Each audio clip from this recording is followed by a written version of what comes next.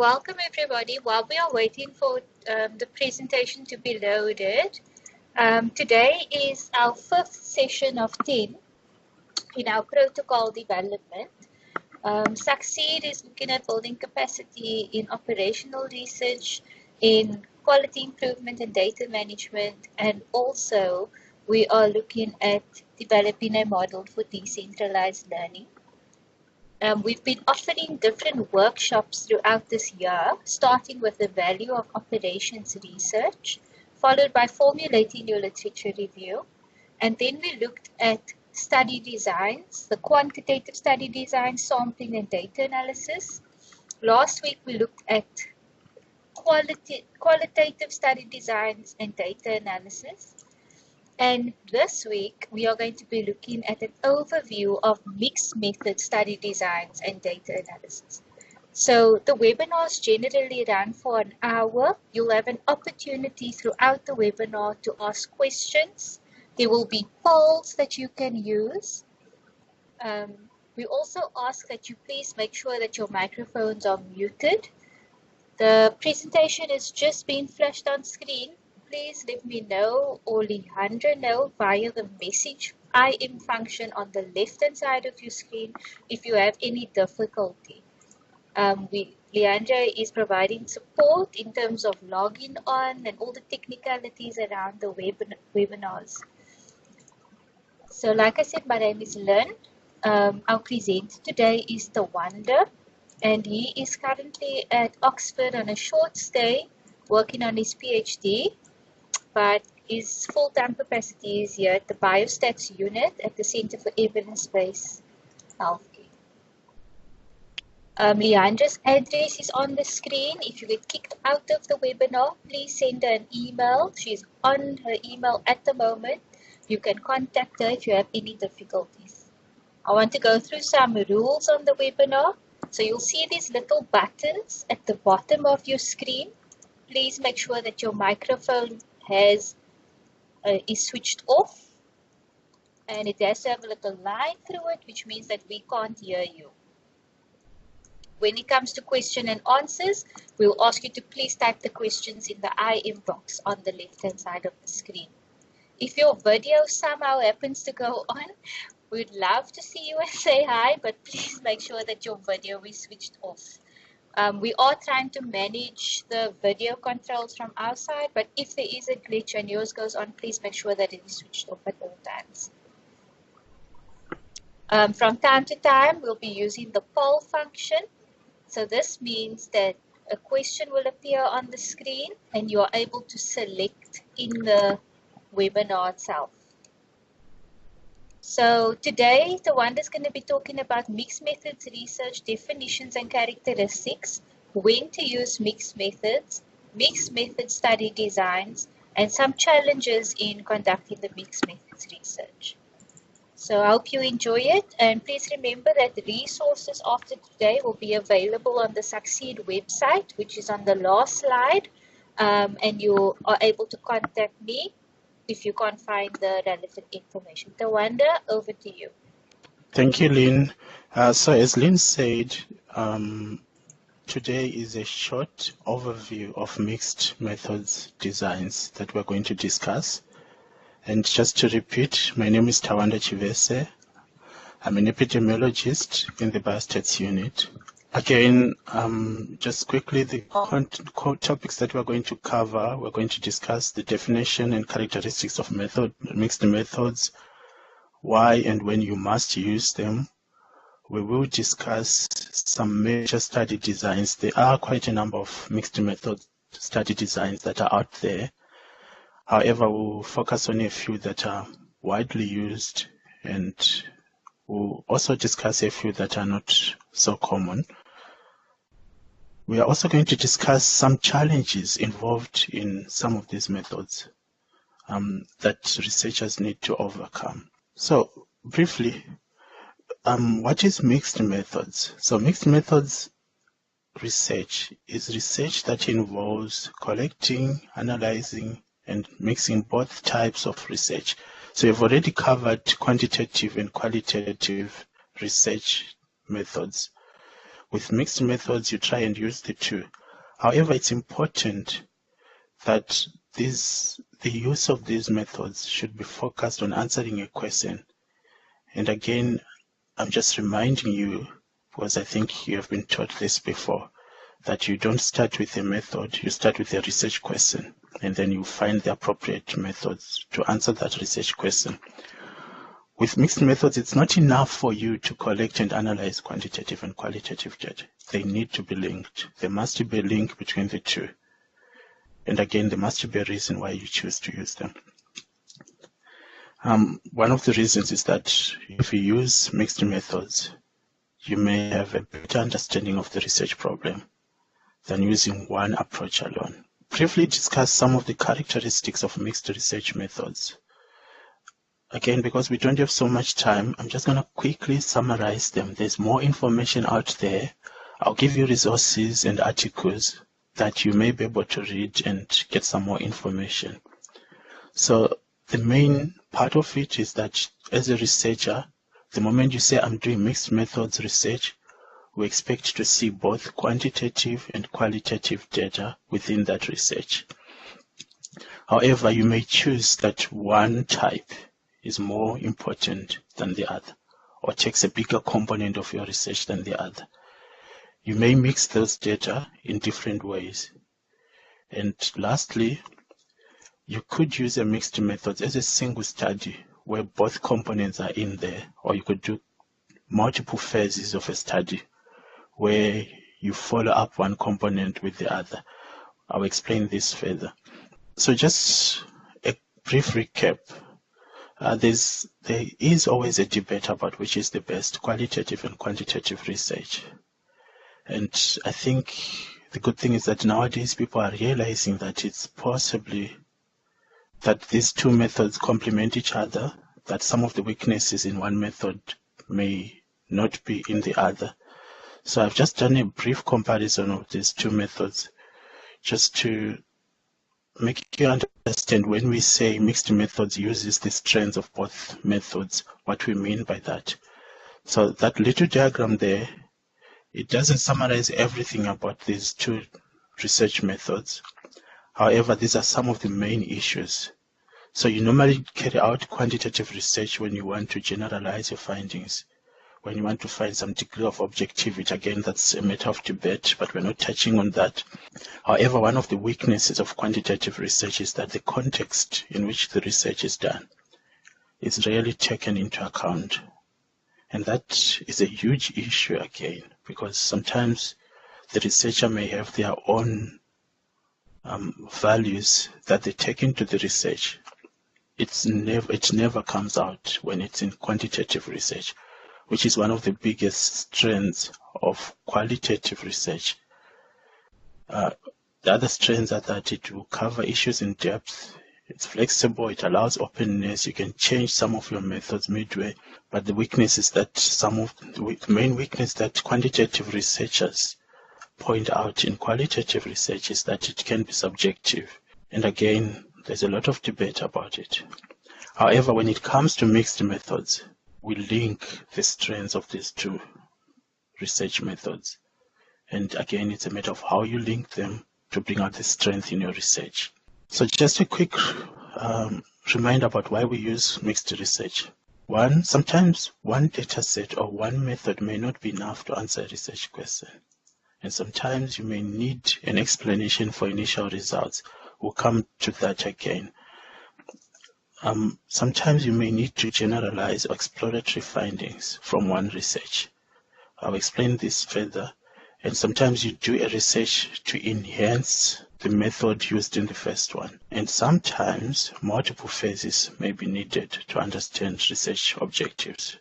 This usually occurs in big funded studies where there's a main objective which can be broken into multiple research questions. I've given you a few research examples of mixed method studies there. The first one is an exploratory mixed study of the acceptability and effectiveness of mindfulness. I've also given you references. I'll send some of these articles to you so you can read them. and understand the methods that they used. There is another one which is quite recent, which looked at the client satisfaction with HIV testing and counseling services in 4 African countries. Quite a lovely study too. When you get a chance, try and read it. We'll briefly stop this session. Leandra is going to do a short poll, and then we'll move on to the next one. Looks like everyone's finished with this poll. I'm going to go on to the next one. Okay, thank you. It looks like everyone has a relatively good idea of some of the weaknesses of the traditional, of the main qualitative and quantitative research methods. I'll move on to our next part of the presentation, which is looking at the mixed methods research designs. So our next presentation deals with the major types of mixed methods designs. So there are 4 main types of designs that we are going to discuss, and there are 2 more that we will just touch on briefly. The reason is that the other 2 are a bit more complex, and sometimes they can be used within the other 4. Alright, so here we go. So we'll discuss what is called a sequential explanatory design. And there's another one called an exploratory sequential design. We'll also discuss a convergent parallel and an embedded design. And then the other designs that I've spoken about, the transformative design and the multi-phase design, we'll just briefly mention them. I will give you enough material for you to read and understand about them. We don't expect a lot of people to try and use those 2 later method designs, as they are usually complex. However, the transformative design can be used within the traditional, the main 4 designs there. So how do you choose what's the appropriate mixed methods design? This will depend mostly on your research question or questions. Secondly, it may depend on the level of interaction that you expect between the 2 strands of data. You may want them to be independent of each other. By strands, I mean your 2 types of data that you are going to collect. You are going to collect qualitative data and quantitative data. You may want the qualitative data to be independent of the quantitative data, or you may want them to be interactive. There's also the matter of priority, relative priority. You may want one type of data to have priority in your research over the other, or you may want both of them to have the same weight or priority. There may also be the issue of timing, where you want to collect both types of data concurrently or in a sequential manner, or a combination of the 2.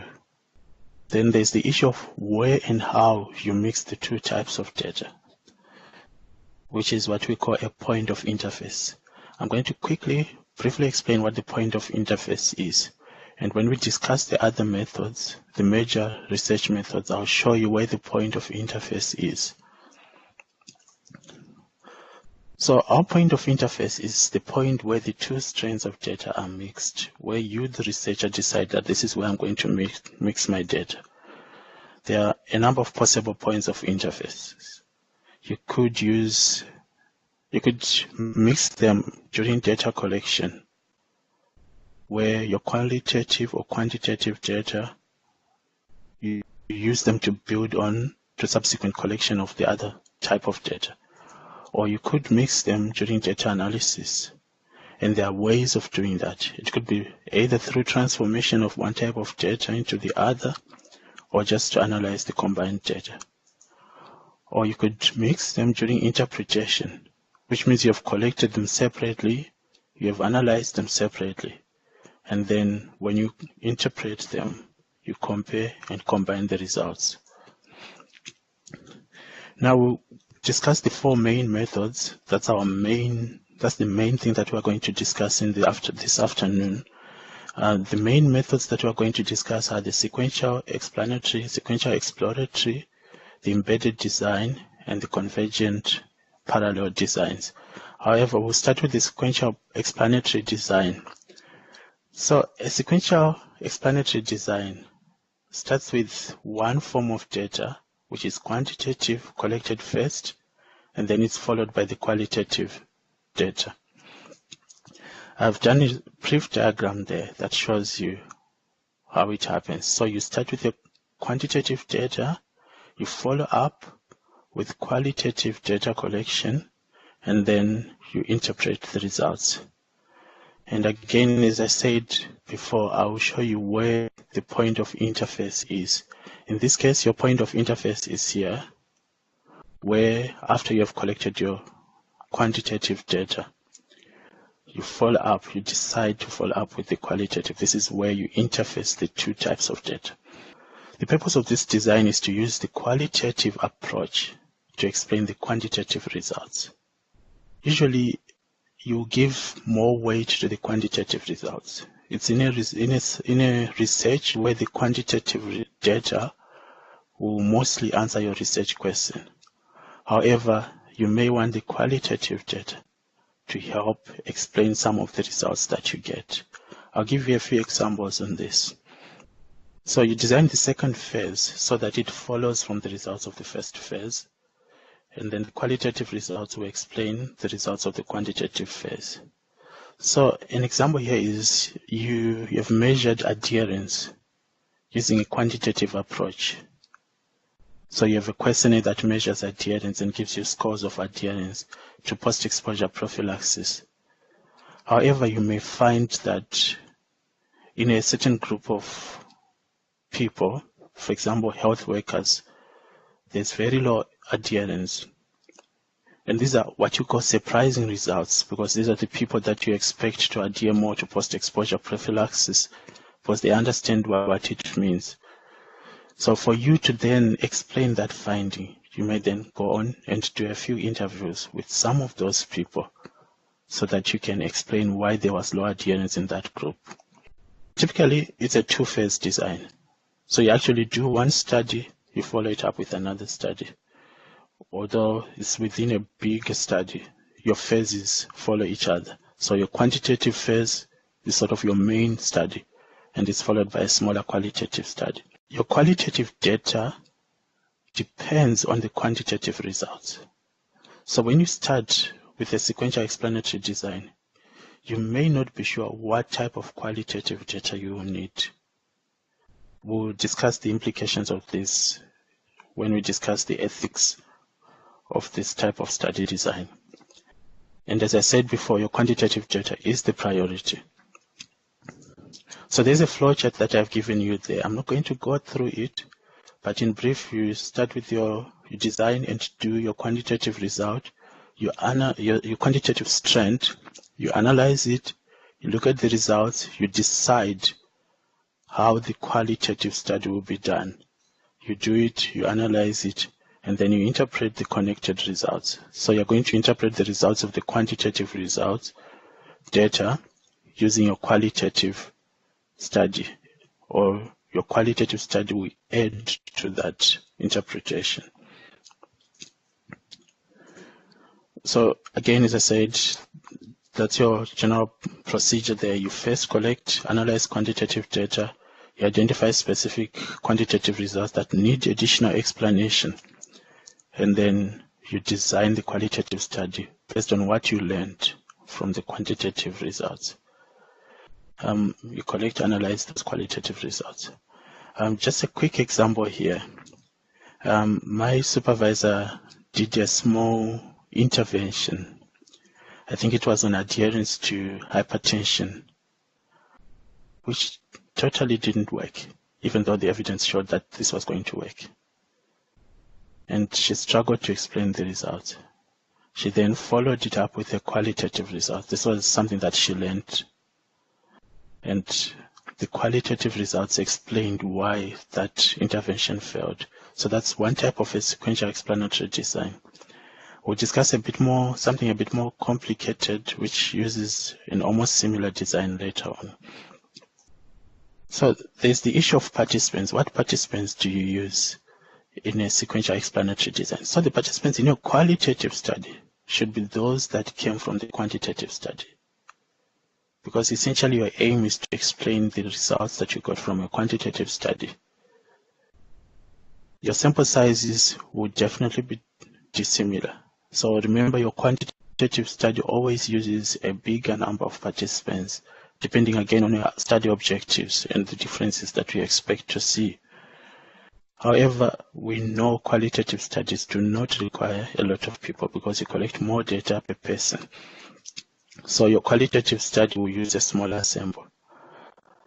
There's always the issue of the decision of what quantitative results to follow up. So this decision is made after you have done the analysis of the quantitative study. You may want to follow up results that are not clear, or you may want to follow results that are unexpected, such as my HIV post-exposure prophylaxis example, or you may want to follow up results that are significant or not significant and try and further understand, have an in-depth look of why they are not significant or why they are significant. Or you may want to know why certain results were extreme results.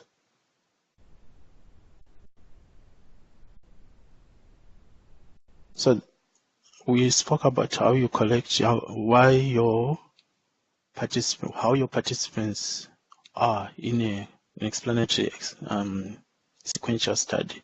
So the same participants that have been in your quantitative study will go into your qualitative study. However, there's two ways to select the participant. One, you could choose volunteers, which will give you a weaker connection because there's always some volunteer bias involved. Or you could use a systematic approach based on those quantitative results and select participants best able to fit in the qualitative study.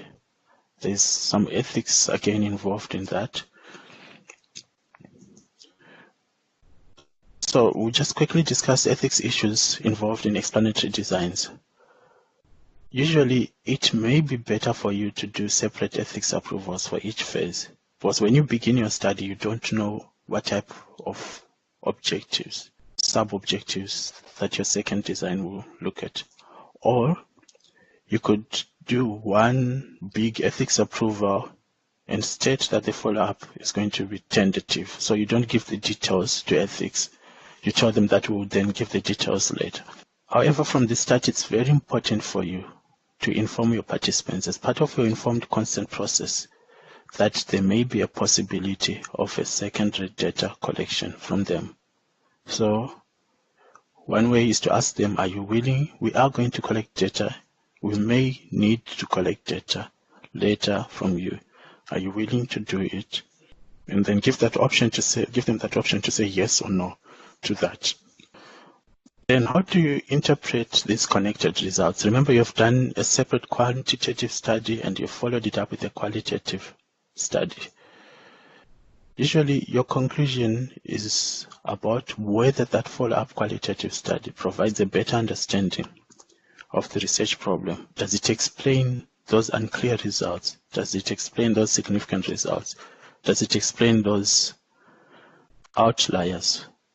So during this presentation, we'll discuss problems associated with each of these study designs. Most of them, they involve time. Because you're going to do two phases, it means you're going to collect your data twice, so that is time consuming. There's ethics issues again, because you don't understand, you don't know at the beginning what data you're going to need from the participants. You cannot apply for ethics for that second phase. You could tentatively tell ethics that there will be a second study, but before you go and collect that second data, you still need to go to ethics and tell them what you're going to do. There's decisions about which quantitative results that need further explanation, which are outliers, which are not outliers. Do you need to follow up the outliers? There's decisions about who to sample and what criteria you want to use. This becomes quite critical if you want to use your second qualitative study to explain the general quantitative study, because then you need to find a way to sample properly. I've given you an example there of a study that looked at depression and substance use in two divergent high school cultures in the UK. I'm not going to go through it with you. I'll give you these as materials again, and then I'll clearly mark it as an example of a sequential explanatory study design so that you may see how they conducted their study. And if you intend to do a sequential explanatory design, you may be able to learn from them.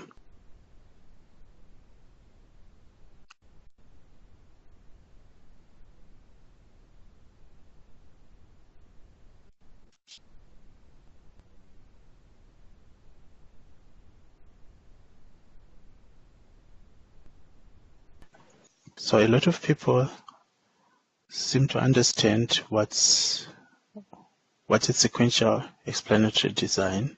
However, we're going to move on to our next study design, which is a sequential exploratory mixed methods design. I'm sorry about this question here, which is a bit confusing because it's looking at our next design. But I'll quickly explain to you what an exploratory mixed methods design is. And again, there's just that small difference about which design comes first. So one of the questions we asked you was which phase starts first, and a lot of people understood it and got it correct, which is we start with a quantitative phase and then we follow it up with a qualitative phase. And the second question was what's the main reason for using this type of design? And again, almost everyone got that correct. Is to explain unexpected results. It could be to get more understanding of those results, or it could be to explain outliers, which is okay. And then our next design, which has a name which is similar to the last design. So just a quick difference there. The one is sequential explanatory. That word again tells you what's being done there. You want to explain the results of the first one. And then the second one is sequential exploratory. So the difference there is that in the second one, you start with an exploration and then you validate that exploration. So again, these are sort of opposites. With an exploratory design, you start with a qualitative study, which you give more priority, and then you follow it up by a quantitative design. Again, it's also referred to as an instrument development design. If it's used to develop an instrument, it may have 3 phases. I'll explain that later. The main purpose of this design is to generalize qualitative findings to a larger sample. So you start with a qualitative study, you do a quantitative study to see if they are generalizable to that larger sample. Or you start with a qualitative design to develop an instrument, and then you use your quantitative study to see if the instrument works or not. So your study again is a 2-phase project, just like the explanatory one. And your second phase is designed to test if it's an instrument or to generalize the findings of the qualitative design. Your qualitative design takes priority. So an example here is a researcher collects interview data and you analyze the data for themes and then develops a tool based on those themes to measure attitudes on a quantitative survey. So that tool now becomes your attitudes measurement tool, but you have developed it from starting with qualitative data. One example, some of these tools include the depression tools that are questionnaires that have been used. You possibly want to start with a qualitative design, and then for you to then say, I can use this tool in the greater population out there, you need to test whether it can be generalizable. That's when you do your quantitative study. But the tool has already been developed on the qualitative study.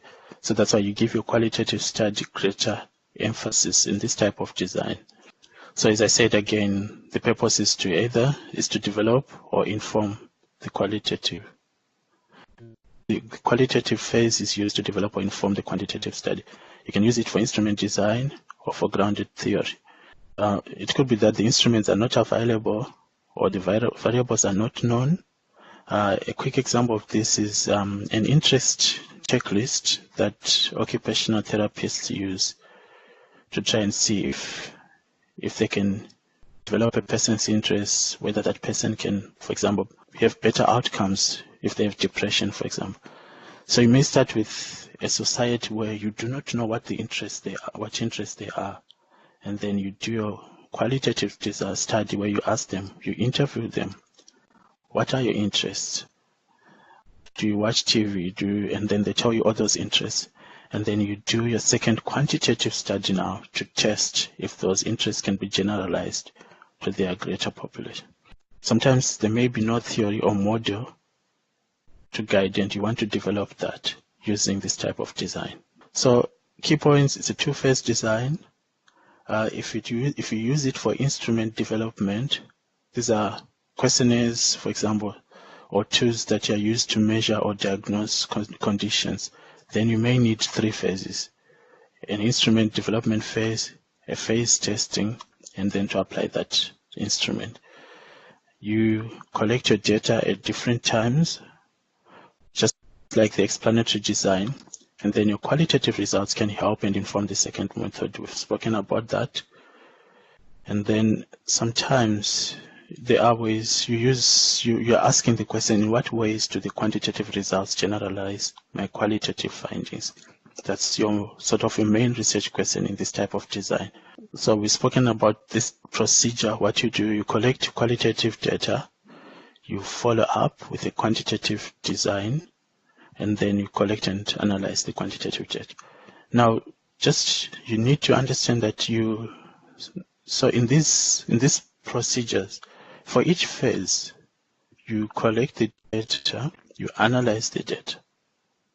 After the analysis, you use that analysis to inform you about what you need to do in the second phase, in the quantitative phase. I've given you a flowchart there again, which you can use. Again, it's just a better description of what I've told you. I'm not going to go through it. It will be available on the website and in some of the materials that we'll give you again. Now, there's a question. The participants that you use in the quantitative study are not the same as the ones who have given you the qualitative data.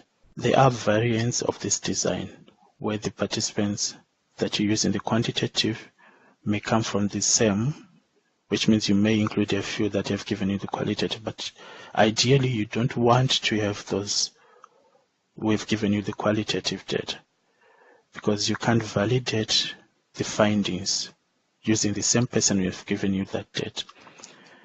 Your sample sizes, your quantitative study will obviously use a bigger sample, just the same as the explanatory study. Ethics for this study are almost similar to the explanatory design. You are not very sure about the second study until you have done an analysis, reported the results of that first phase. That's only when you can say how your second phase will be. So you could do separate ethics for each phase, or you could do one ethics and state that the follow-up is tentative. Your analysis will depend. Okay, so you start with your main analysis will be the qualitative results, and then after you've done the qualitative analysis, you then have to decide what results of that qualitative data to use. And again, there are better people, better trained to teach you about analyzing qualitative data, so I'm not going to go through it. However, you need to use the appropriate analysis tools for the qualitative data for you to follow up, and then again the appropriate tools for the quantitative data analysis. So the challenges for this design are almost the same for the explanatory design. The time consuming, you need to do two phases, so you're going to need more time to develop to do your study. Then if you are going to do an instrument development, you are going to need three phases, so you're going to need even more time compared to an explanatory design. There are ethics issues there, and again they may feed into the time because ethics always takes time. Then there's always the decision about which data from the qualitative phase that you are going to use to develop the quantitative phase. And then there's the decisions about who to sample for this quantitative phase and what criteria you need to use. There's always validating the scores developed on the instrument is quite a difficult job again. So you need to be aware of these challenges And when you decide to do such a type of design, you need to have people who are very, not extremely qualified, but people who understand both methods, qualitative and quantitative research methods, so that they'll be able to give you proper guidance on each of the phases. I've given you an example again of an exploratory design. It's quite an old study, if I remember correctly, which focused on exploring the dimensions of organizational simulation by creating and validating a measure. We'll put these studies in the resources on the Succeed website so that you can read them and understand examples of this type of exploratory design. Leandra will put up a poll for us. So the first question there is, which phase starts first in an exploratory sequential mixed design? And just to remember that this is almost like the opposite of the explanatory design. So everyone is you got it right there. We start with a qualitative design and then we follow it up with a quantitative design. The quantitative design is used to validate, or it can be used to see if the results of the qualitative design are generalizable to our population. So our next type of design is one of the most commonly used designs in mixed methods. Although a lot of people use it they'll probably use it at the design stage without understanding that they are using this type of design. It's probably been developed intuitively. I mean, over time, people just began to use it and then the name came later. So the convergent parallel design is slightly different from the first two that we have discussed, and I'll explain to you why. So remember, in the first two, we spoke about different phases, 2 phases or 3 phases of the research to answer a research question. However, with a convergent parallel design, your data are collected at the same time. So you have your quantitative data and your qualitative data collected at the same time, and then they feed into your results. So this could be in the same people, but we'll come to that now. And again, I just want you to remember what we spoke about, the point of interface. So with the previous 2 designs, your point of interface occurs after the first design has been done. So with the explanatory design, when you've collected your quantitative data, your point of interface occurs when you have analyzed it and you decide which data you need to follow up, which results you need to follow up. With the exploratory one, your point of interface again occurs after you have collected your qualitative results. However, with the parallel design, you collect your data, your quantitative data and your qualitative data, and then you feed them in, you compare and relate. That's where your point of interface is, and then interpret this data. Why would anyone use this study design? We'll come to that now. So an example is you collect survey data and you collect individual interviews and then you compare the results. Normally you want to use this design when these 2 types of data answer almost the same question. It gives you the advantage of using the different types of designs, where you're able to generalize, where you're able to go in depth with the one, and at the same time with the same research question. You may want to validate either the qualitative or the quantitative results. So that gives us sort of an interesting idea of which data you want to prioritize in this type of design. It may mean that you prioritize both, you give them equal weighting, or you may want to prioritize one study design over the other. There are variants to this design, and again we'll give you some more information about those variants. You keep your data analysis independent, and then you mix the results during the overall interpretation. One of the main issues that you'll be looking at there is whether these two types of data give you the same results? Are they going to give you results that are in sync? Or are they going to diverge? Or are they going to contradict each other? They may contradict each other, which becomes quite a problem in some cases. So how do you carry out a convergent parallel design? You collect both types of data concurrently, and you analyze the two sets separately. So for qualitative data, you analyze it as qualitative data. You look for themes, or you use whatever appropriate analysis. For quantitative data, you use the appropriate quantitative analysis for that type, and then you merge the results. You then interpret the combined results. And again, your interpretation will be looking at, do these data agree? Do the results agree? Are there differences within these two types of results? Are there contradictions? You may even choose to go back and collect more data if there are contradictions there. So I've given you another flowchart again from Creswell and Clark. And again, I'm not going to go through it. You can see briefly there that you have one strand of data and another strand being done at the same time but separately, analyzed separately, and then they feed in during your analysis, your interpretation. Your research questions may be parallel questions for each of the two that you want answered, and then your participants could be the same participants, or it could be different participants that do both type. There are variants to this type of design. And again, the issue of sample sizes comes in. For your qualitative study you want to do, you can use smaller sample sizes compared to the quantitative study.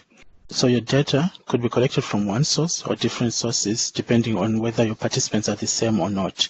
And then the order of the two, you want to do the survey first and then do your qualitative data. If you're going to collect it from one person, maybe start with your survey, your quantitative survey, and then follow that with an interview. There are some strategies which you may use for the data analysis. I'm not going to completely explain them. I'll just quickly give you a few examples.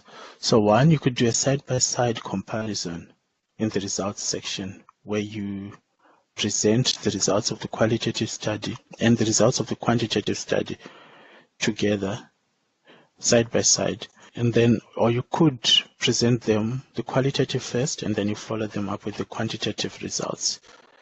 And then you follow that by comments on how the qualitative or quantitative data confirm or disconfirm the other result.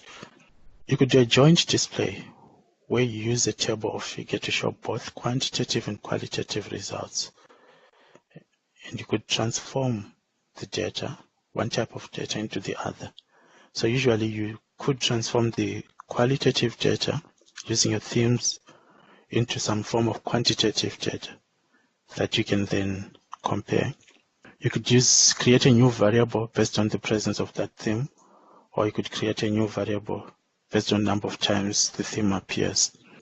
How do you interpret these results? You look for similarities, for convergence. You have to handle issues concerning discrepancy. If there are discrepancies between the two data sets, how do you handle them? You can state the limitations of the study. You can revisit the two types of data, and you could collect some additional data to try and explain that discrepancy. So the challenges in this design are slightly different from the first two designs that we discussed. However, one of the issues there is that you need investigators who have both quantitative and qualitative expertise. And if you have different samples and different sample sizes, it becomes quite an issue when merging the two data sets if you decide to merge them. And then again, you need to decide how you merge those two types of data. And you need to decide how to deal with situations where your quantitative data and your qualitative results contradict each other. I've given you another example of a convergent parallel design. In fact, I've given you two examples there. The first one, it's a population-based health promotion perspective for the older driver. Quite a nice study. And the second one is an unwritten rules of talking to doctors about depression. And again, it's a convergent parallel design. We will put them on the site and you can have a look at them. This is possibly one of the easiest designs to use. It doesn't take as much time as the first two, in that you can do it both these trends at the same time. But you need to have people who have expertise in both types of methods, qualitative research and quantitative research. We'll quickly go into our poll and then we'll move on to our next presentation.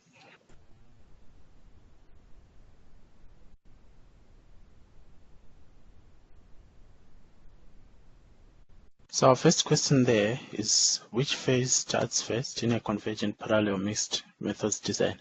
What I need you to keep in mind again is that the word convergent there is a giveaway. Convergent parallel, those words are explaining to you exactly what's happening. You are doing both strands in a parallel way. You are doing them at the same time, like almost everyone is pointing out here on the poll. We will upload this presentation and we will upload the resources that Tawanda alluded to the Succeed website. And you're more than welcome to access the information there. If you do have any questions, please send them along to me. And I can direct it to Tawanda, or I will try to answer them myself. Also, our next webinar is going to be in November. We are going to be looking at questionnaire design and construction. So I will send out a link to everybody that gives you more information. Tanya Easthuizen, who is the head of our biostats unit, is going to be presenting, and we look forward to seeing you then. So thanks so much for joining. Thanks, Leandra, for all the help, and thanks to Wanda for the great presentation.